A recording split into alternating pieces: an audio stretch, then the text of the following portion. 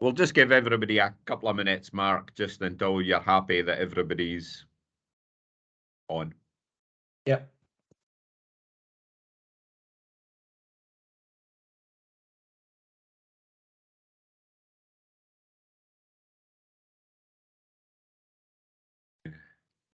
See, that recording warning comes on and everybody goes quiet for a minute.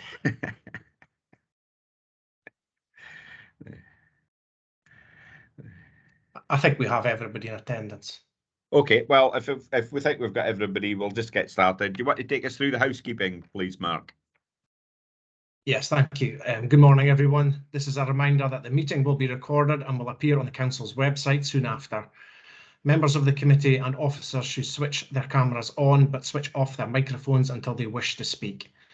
Those observing today's proceedings should have their cameras and microphones switched off at all times. The recording has now started, and I'll undertake a roll call to identify those in attendance.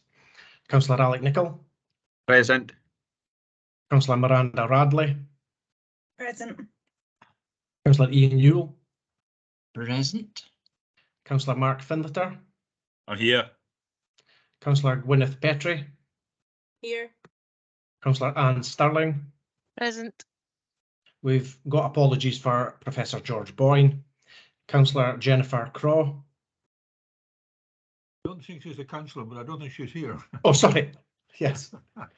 But she should be joining us. Oh, right. Okay. I thought she was there. Okay. Serene, obviously you're here. I'm here. Okay. Thanks. I'll hand over to Councillor Nicholl just now.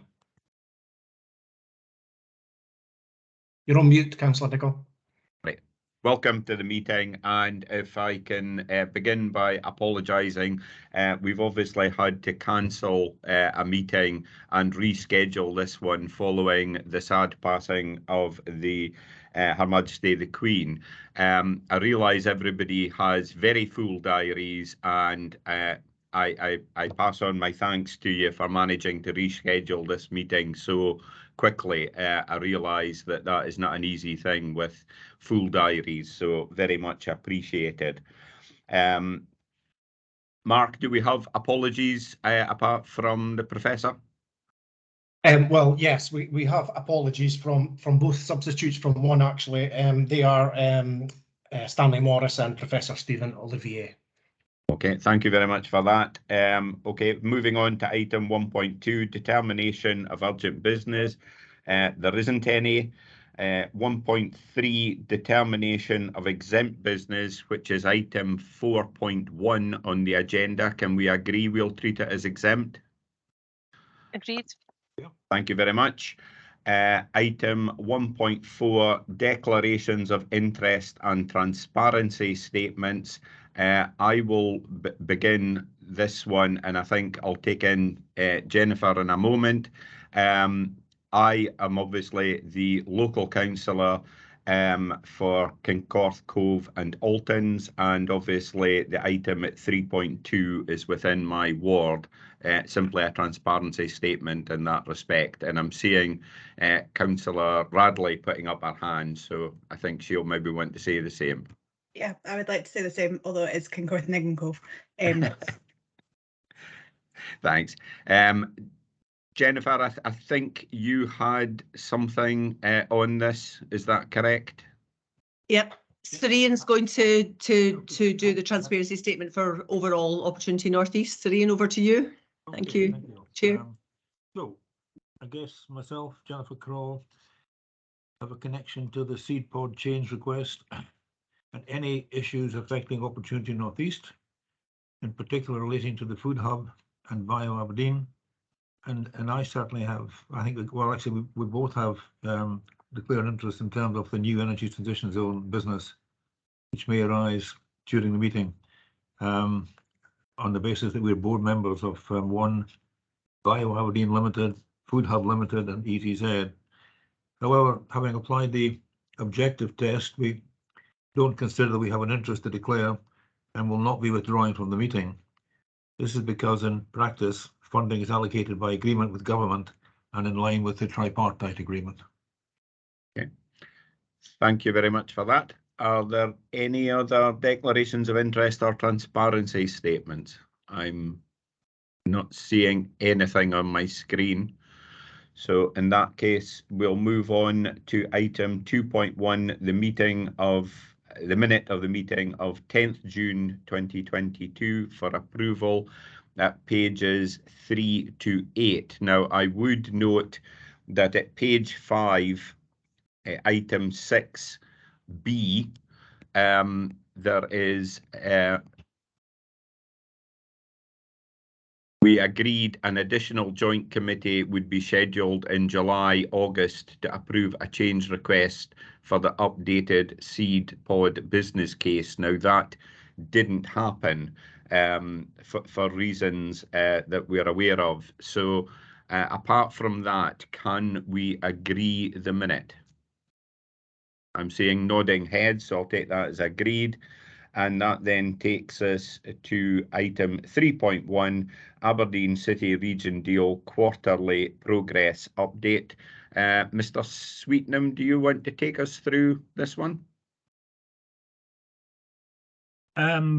Happy to take any specific questions from the joint committee under each programme, because different officers might be brought in depending on the nature of the question. And we also have Mary Beattie here from any questions on the finances.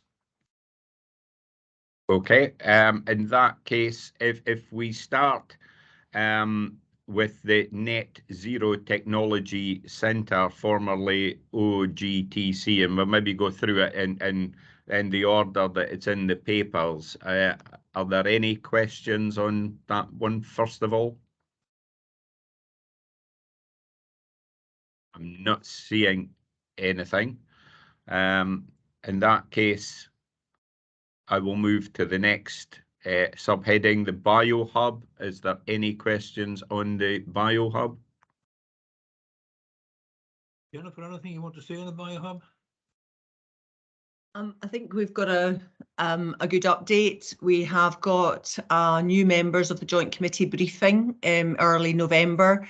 We're at a fairly final stage of the BioHub internal work, so we've postponed the visit to BioHub into the new year to make sure that the teams can move on. We had some delays in terms of the connection of the water, so there's a very intense period now up through to the end of the year in terms of all the internal work. So thank you to the committee members for going to we'll do the off-site briefing, and then as soon as we've got the building ready for people to walk into, and that'll be, we hope, without hard hats, then we'll have that visit.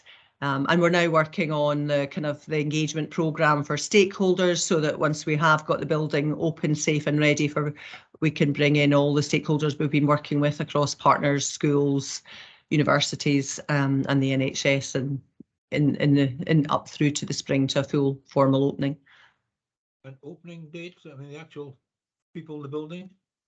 We are going, once we have handover, we're going to do the overall stakeholder engagement, and we will go for a formal launch. We've said it with both Joint Committee and governments in spring. So we'll probably be looking after the Easter holidays. We'll do that formal opening. Yep. But I'm actually asking, when will we actually have people in the building for doing work? Operating, it'll be spring now. Yep. Okay. Okay, thanks for that. Councillor Finlater, I've got your hand up. Thanks.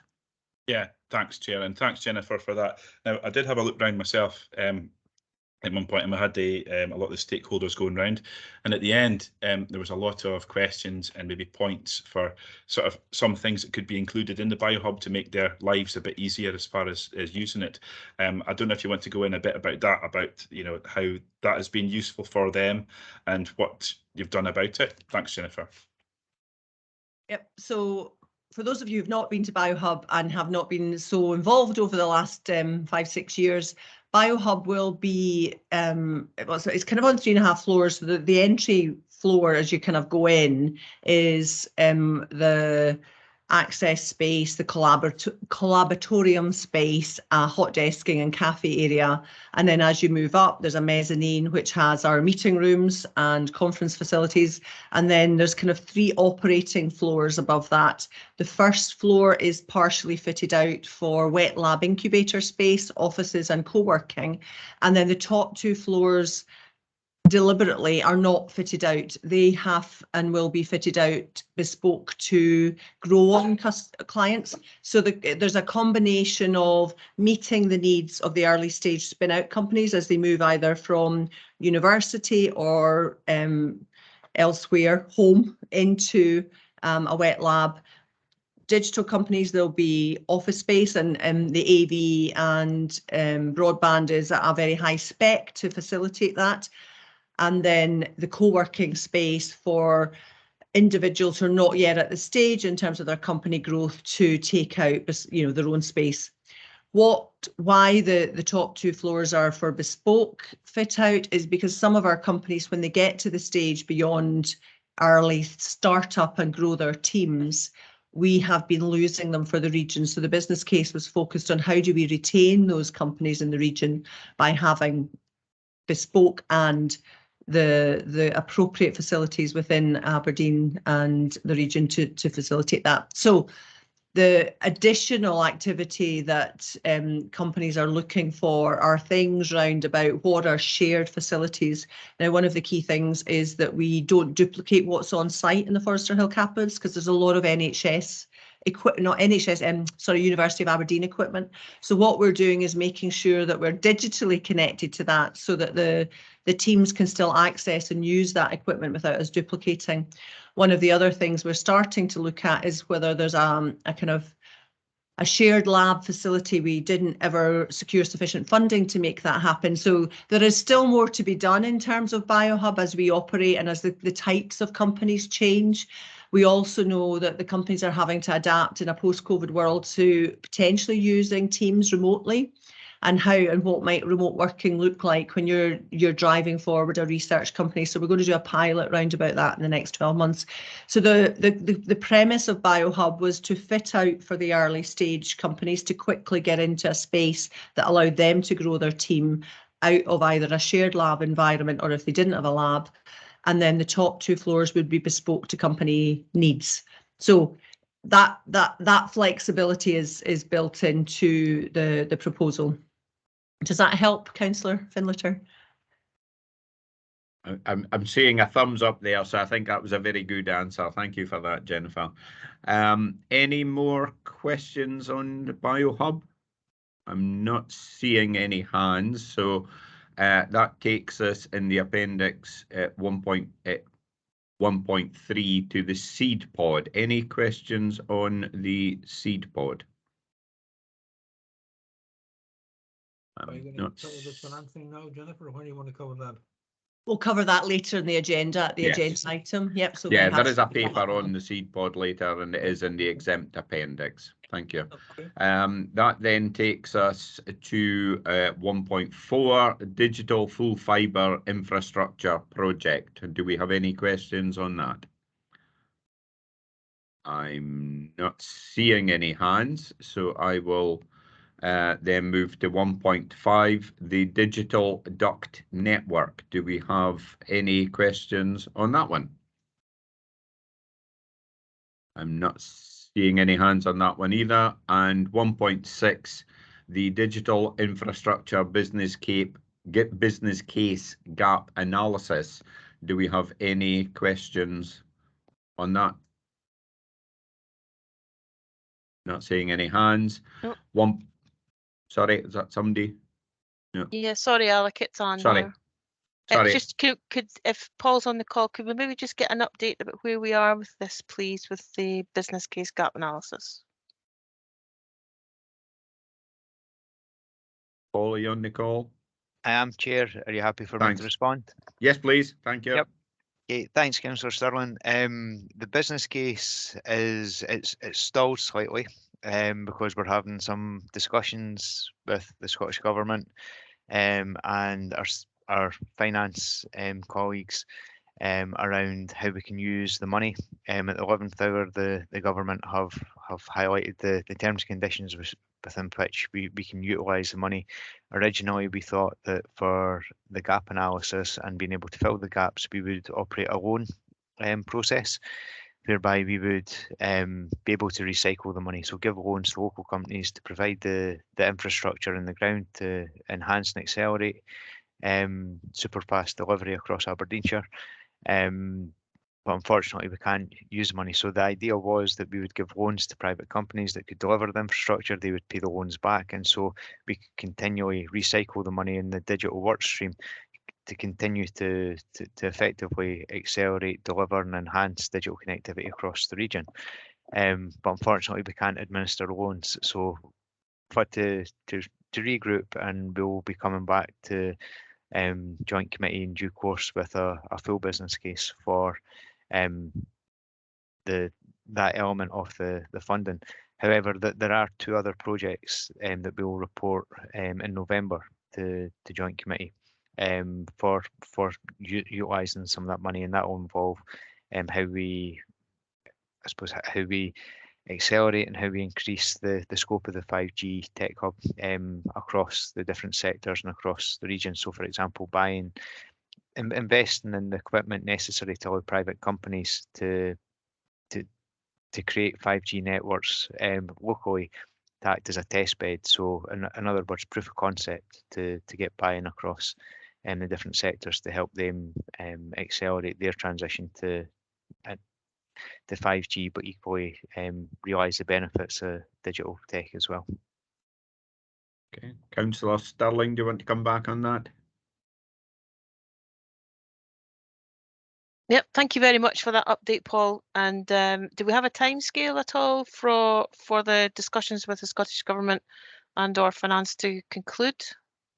Yeah, the discussions have been ongoing, and I think we're now at the stage where we've got a definitive position on how we can use the money, and so now it's about revisiting the business case and the plan and speaking to the key stakeholders, so those infrastructure providers, and making sure that any solution that we put forward is something that's attractive to them, so that they can invest in. Okay, thank you very much. Thank you. Thank you. Any further questions on that? I'm not seeing any hands, so I'll move on to 1.7, Digital City Network Extension Project, which is now completed. Are there any questions on that? Not seeing any hands there. Which 1.8, Strategic Transport Appraisal. Any questions? Not seeing any hands there. And that then takes us to 1.9, Aberdeen South Harbour. Now, there is a further paper on this, but any questions with regard to 1.9 of this paper? Not seeing any questions. And 1.10, external links to Aberdeen South Harbour project update. Any questions on that? Not seeing any hands there either. Is that covered? Oh, sorry, I'm hearing somebody. Sorry. So it's 3 in here. Is that covered in the subsequent paper? Aberdeen South Harbour, the external links? There is a specific paper, Sir Ian, at 3.2, but I'll take any questions at either point that we're happy to ask the question. Yes. Let's take it 3.2. That's fine. Okay. Okay. In that case, 3.1, the recommendations on page 9 to note the content of the report. Can we agree the recommendation? Agreed. Sorry, can I just make a point? Completely dropped off this has been the whole question of the £200 million on the rail project. Where has that gone?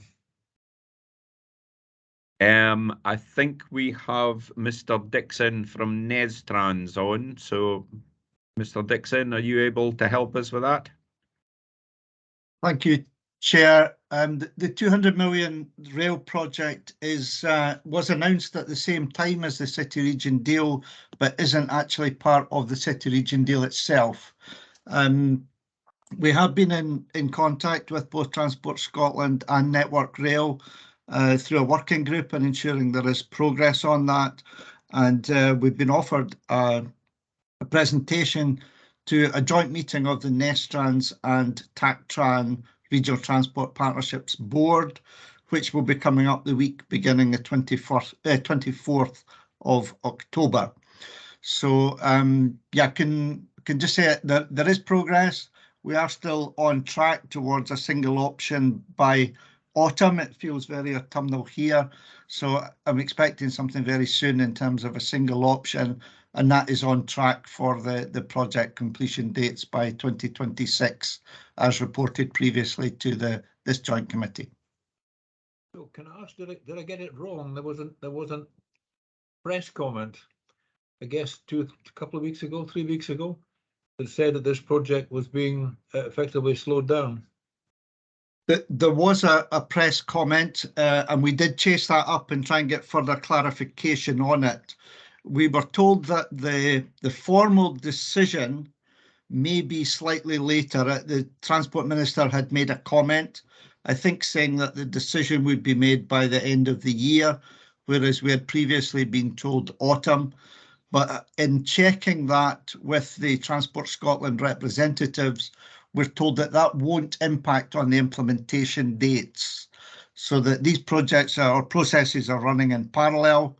And so we've had confirmation that that wouldn't impact on the delivery timescale, although it was a slight difference to what the Transport Minister had previously said.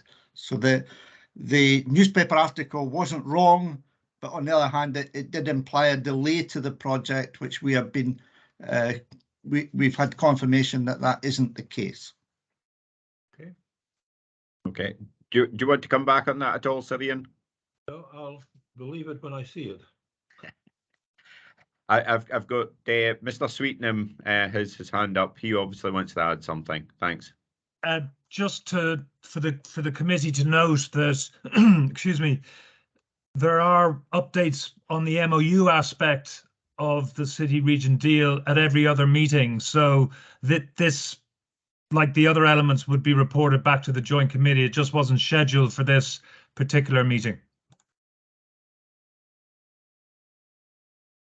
Okay, thank you for that. And just for clarity, Mr. Dixon, when is this next going to be reported back to us?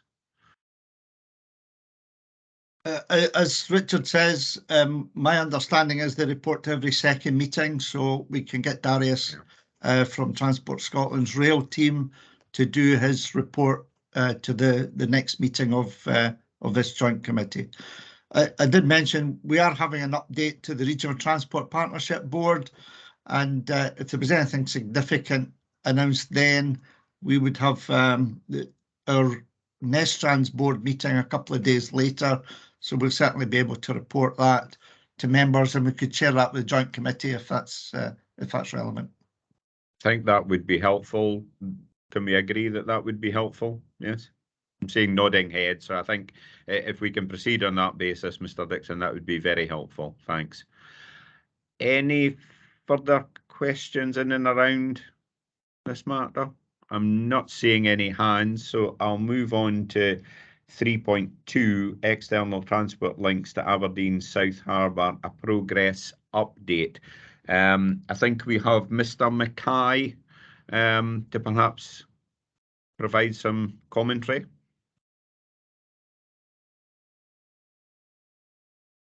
Morning all, and thank you, Chair. So the report in front of you is off the back of a request for an update at the next time the committee met, and has sought to address and provide some further detail on the potential best case, worst case programme outlook for the project, and highlight some of the measures that are being taken at the moment to look to deliver and open the road within the timescales of the deal itself. So happy to take any questions if there are any.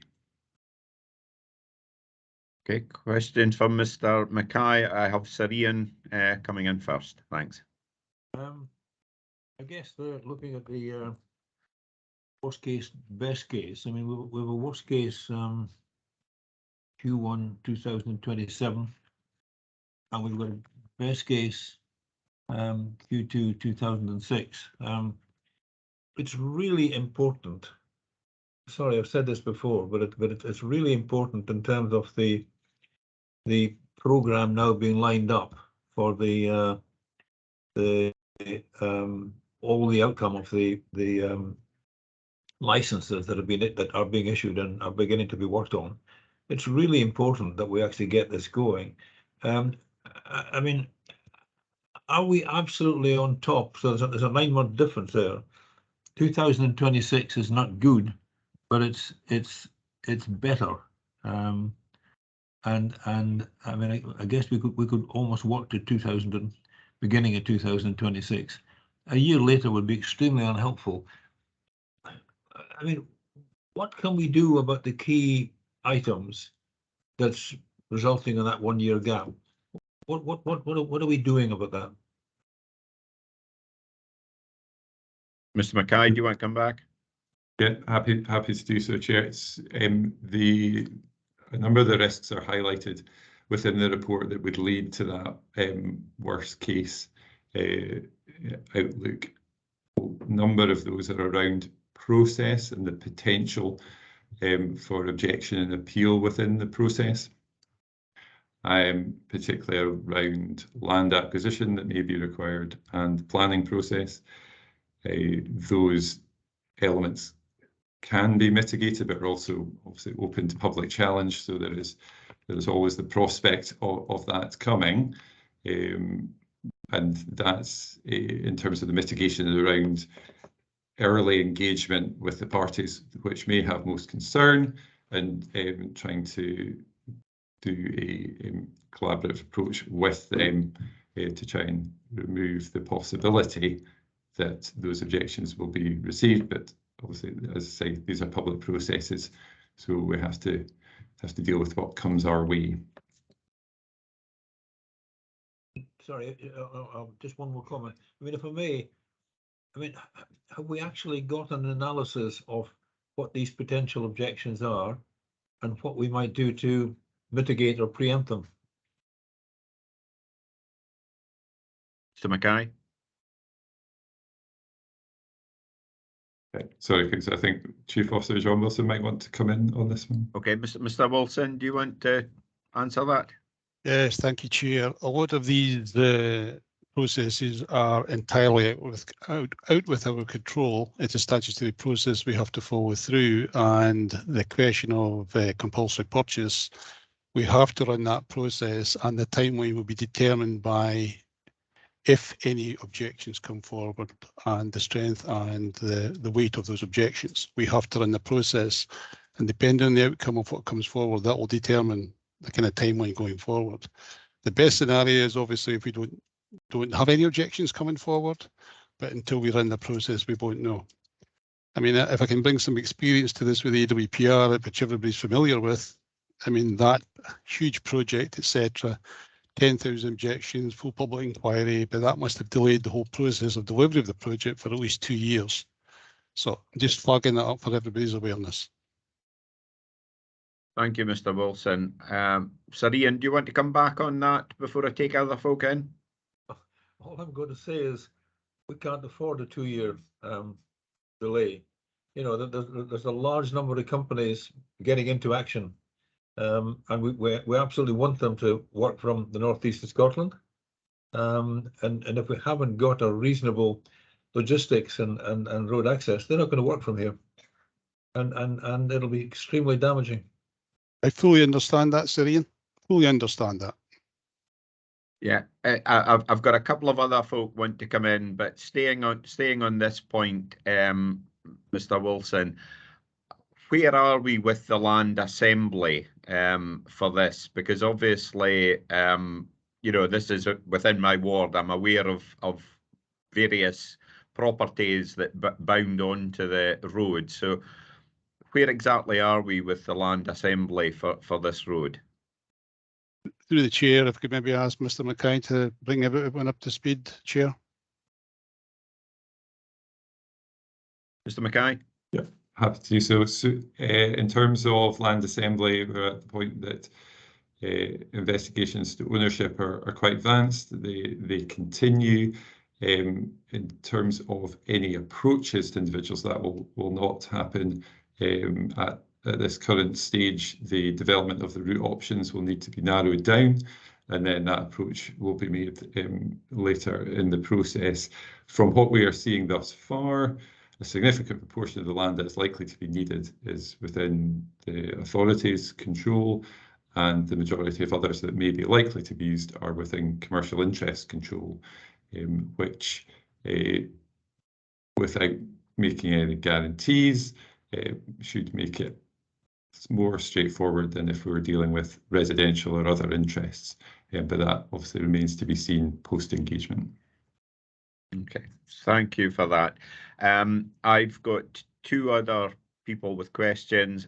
Councillor Finlott, followed by Councillor Sterling. I do appreciate your optimism there, Mr. Mackay. It's going easily, more easier, more straightforward. And I do agree with Sir Ian as far as we most definitely cannot afford a 2-year delay on this. But my question really is to Mr. Wilson from your comment about the compulsory purchases. How many parties are involved with this? Because this will obviously affect the litigious process. You did say that it was commercial, but how many? Because obviously that's going to affect the time scale on this, and time is a Guinness. Thank you. Through the chair, we have to actually determine the extent of land that's required and the number of ownerships, which Mr. Mackay advised of. And then from that, we'll be able to determine how big a problem, if there's going to be a problem or not. We'll have to run through that exercise first. If I can just come back, Chair, so you don't know how many, you haven't got a figure, because that's all going to be separate legal proceedings on each one, is it not? Mr. Mackay, are you able to advise the number? Yeah, so I suppose just to try and clarify the point, because the route alignment is not yet set, and therefore the footprint of the land required is not developed. The number of individual owners is not yet defined. Without those elements, those numbers are not there. But we are, off the top of my head, speaking something in the range of the sort of 20 to 30 potential, but it could be a lot smaller than that, depending on the ultimate route that comes through. And part of that route selection will be looking at the viability of different solutions around land availability as well. So the ease of getting the land required will be part of that process. So it is definitely in the fore of the thinking, but I can't quote you today an absolute number of individual owners that we'd be interacting with. I have a supplementary to Councillor Finlatter's question before I take in Councillor Sterling. We obviously have the footprint for the road. Now, I presume that some of the planning utilises identical portions of land, come what may, to some extent, because we obviously have an existing road there. We have a railway bounding to the side. So we are constrained in some ways as to what we can do. Can we begin the process of looking at land that we know we are going to require now? I totally accept you're speaking about, for example, there may be a junction, depending how you lay out the junction, you need a portion of land or not, as the case may be. But for any portions of land that, consistently appear, can we be progressing that earlier? And it comes back to Sir Ian's point about pushing up the timeline all the time. Yeah. happy to answer that. So I think in general and overall over the whole programme, as much as we're presenting the different versions today, the project will still be focused on trying to deliver as early as we can. And certainly if we can beat what is being shown today, that's what we'll be looking to do. And as you say, if there are areas where in all scenarios the land will be utilised, earlier conversations can happen on those. So that would definitely be something we would be looking to do. Thank you very much for that. Councillor Sterling, do you want to come in? Thanks. Yeah, thank you very much indeed. Some of what I would have said relates to what you've just said, Chair. So I'll pass on that. I just wonder, there's a number of risks identified in the paper, but is it possible to get a note about the mitigations for all of those risks? Really, it follows on from the conversation that we've just had. In terms of Network Rail and the bridge works, etc., I wondered if it would be possible to have an invitation extended to Network Rail to come and present to the Joint Committee, so we can actually get some idea of what their thinking is and timescales, etc., around that. And also, I'm a bit concerned about the spend profile, because clearly this project is likely to increase in cost for all the reasons that we're aware of in terms of supply of materials, etc. So just those were the things that I wanted to ask about, Chair, and really just to start to understand some of the mitigations that we need to put in place for the considerable number of risks that have been identified, just as you've said, Chair, about moving forward on the things we can move forward on. So really those were the points I wanted to make, and probably ask what's the timescale for actually determining the final route alignment. Thank you. Mr. Mackay, do you want to come back on that, or? Yes, certainly can. So in terms of that, the question in terms of the final route alignment, that will be determined at the end of DMRB stage 3, sorry, which is shown if we go on the best case programme presented to yourselves, would see that in the end Q3, start of Q4 2023. Through you, Chair, is that something that could be accelerated? Mr. Mackay? Yeah, so I'm quoting from the best case programme, so that is the current accelerated version. Okay. Mr. Wilson, I see you put your hand up. Do you want to come back in and help with some of those questions? Yes, Chair. I just wonder if it'd be helpful if Mr. Mackay and myself maybe produce a paper for the committee explaining in a wee bit more detail of the process we have to go through with a traditional road design, with regards to the various steps we have to go through in much more detail than the very high level that we've got just here, because I think that would help with understanding for the delivery of a major road scheme, if the Chair thought that would be helpful. If we're doing that, can you please focus on the mitigation for these as well? I mean, we should have, for each of these risks, we should have a mitigation, and that would be very helpful. Yeah. Yes, Chair, we can certainly do that. I think it would be helpful if, the point that was raised about Network Rail and also the budgetary issues could also be addressed in that paper, Mr. Wilson. I think that would be very helpful indeed. Yeah. Yes, Chair, if I could maybe just come back on the Network Rail.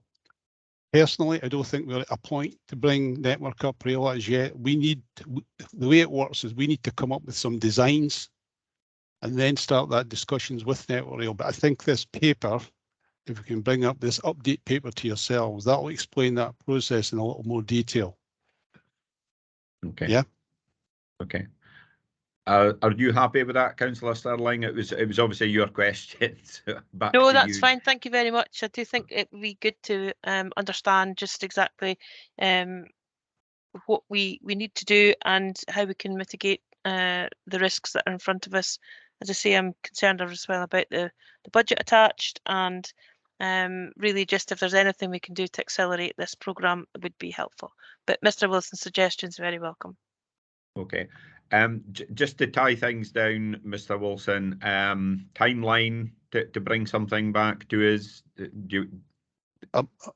Through yourself, Chair, I'm pretty sure we could bring something back within a week, actually just setting a brief of the various outlines, etc.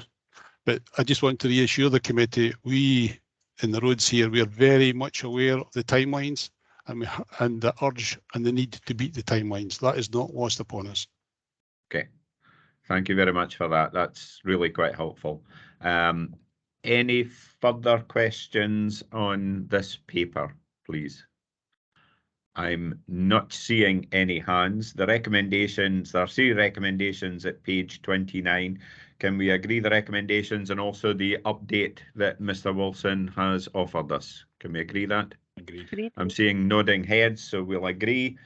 That takes us to 3.3, the seed pod change request. Now, if I can remind everyone, there is a confidential report at 4.1. So if everyone can be mindful of that, and if you're in any doubt, can we maybe, I'll be happy to allow any questions at 4.1. If people feel that they don't wish to ask the question in open session. But if we can do 3.3 first, first of all, can we have a take us through this, please?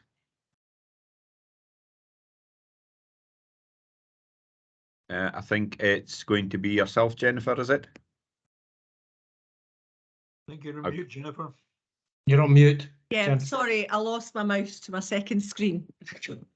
I'm jumping about as well. Yeah, my only mitigation is I'm at the end stages of a week of COVID, so forgive me. So thanks very much, Joint Committee, and I'm very conscious we have some new committee members who've not been with us through the whole early stages of development of Food Hub that became Seed Pod and this next phase in terms of how we realise the ambition for Seed Pod. The committee's aware from the change request that we had some challenges in terms of tendering this process through COVID and the impact of supply chain challenges, increases in pricing, and then in terms of what actually the budget was available to us would actually deliver if we had to shrink the overall project back to our original construction budget. So we've been working this last year, reviewing the business case, reviewing the design to see if we could value engineer back to our construction original cost, and this change request coming to the committee at this stage to kind of update you on where we've got to in terms of how we can ensure this project delivers on both its original objectives, but actually through the redesign additional activity based on us being 3 to 4 years down the line with a stronger focus in terms of food and drink manufacturing and automation, high value manufacturing, a stronger link in terms of understanding more the early stage startup companies. So we've increased the capacity in the small NPD kitchens to be one single, to be booths and a single kitchen. The demonstration space that would allow our existing food and drink companies to use for digital media, podcast recording, etc. And also to build in more space for agile working, workshops, learning and development. So the change request is an update to the Joint Committee in terms of the review of the business case, the functionality of the building, elements of redesign, not fundamental in terms of the external envelope. We've reduced the external envelope slightly. We've taken the M&E plant and equipment internally, but we have significantly redesigned the ground floor to give us more capacity and utilisation, and we've changed the kind of the formal structural elements to be more cost effective in terms of the construction process. Thank you very much for that. And, you know, if you can pass on my thanks to all the team, because there's been a huge amount of work done here since we last saw this. And, you know, I think it's reflected in the 2 papers. So, you know, a really great bit of work. Questions from... Jennifer, do you want to comment on funding? Where we are with funding? I'm happy to do that, but I'll be guided by the chair in terms of whether it's most appropriate to do that in the next paper. I think in terms of we don't have formal communication and all the funding elements yet. I wonder if that might be something we would take into exempt, but I would prefer to do that. It's always a dangerous area to stray into in public. Have we got anything else that anyone wants to query while we're still in public session? I'm not seeing any hands. So with that in mind, can we agree the recommendation at page 39 as it is? Just Agreed. okay. I agree. And Mr. Masson, if you could confirm that we can go into private session and we'll discuss 4.1, the exempt appendix, please.